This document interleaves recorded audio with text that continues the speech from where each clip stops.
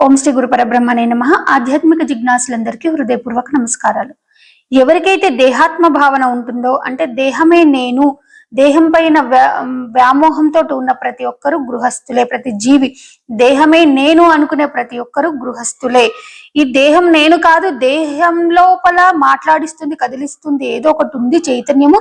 దాన్ని తెలుసుకోవాలనే ప్రయత్నపూర్వకంగా జిజ్ఞాసు కలిగిన సాధకులు మాత్రమే వానప్రస్థంలోకి అడుగుతారు. అంటే గృహస్థం నుంచి వానప్రస్థం అంటే దేహంలో ఒకటి ఉంది, దాన్ని తెలుసుకోవాలి, కదిలిస్తుంది, మాట్లాడిస్తుంది, దాన్ని తెలుసుకోవాలని జిజ్ఞాసతో సాధన పూర్వకంగా సాధన చేసేవాళ్ళు వానప్రస్థులు.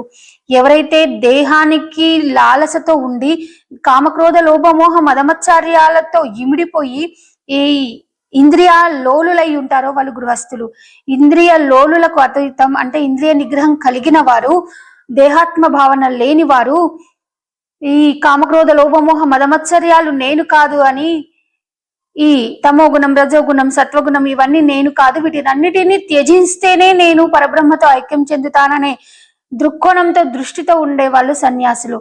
ఎవరైతే ఈ వానప్రస్థము సన్యాసంలో అంటే దేహం నేను కాదు, ఈ దేహానికి అంటుకొని ఉన్న బంధాలు నేను కాదు అని ఎవరైతే ఇంద్రియ నిగ్రహంతో ఉంటారో వాళ్ళు సన్యాసులు. సన్యాసం తర్వాత ఆ సన్యాసం సిద్ధించి ఇంద్రియ నిగ్రహం ఎవరికైతే ఉంటుందో, సత్వం శుద్ధి అవుతుందో, తమోగుణం, రజోగుణం, సత్వగుణం తదనంతరం సత్వం ఎప్పుడైతే శుద్ధి అవుతుందో వాళ్ళకి తొందరగా శీఘ్రంగా పరబ్రహ్మ ప్రాప్తి జరుగుతుంది. అనుభవపూర్వకంగా పరబ్రహ్మ స్థితికి ఎదుగుతారు. వాళ్ళే బ్రహ్మచర్యులు.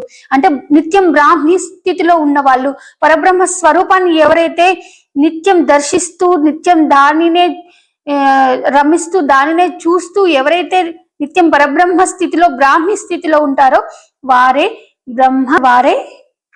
బ్రహ్మచర్యులు.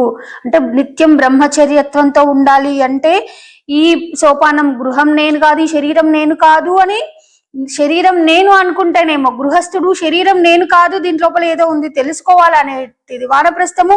ఈ శరీరానికి తాదాప్యం చెందినటువంటి ఇంద్రియాలు నేను కాదు, ఇంద్రియాలను నిగ్రహిస్తూ కామక్రోధ లోపమోహ మదమత్సర్యాలని నిగ్రహించుకుంటూ ఏమంటారు తమో గుణం, రజోగుణం, సత్వగుణం వీటిని నివారించుకుంటూ శుద్ధ సత్వం ఎవరికైతే ఉంటుందో వాళ్ళు సన్యాసులు.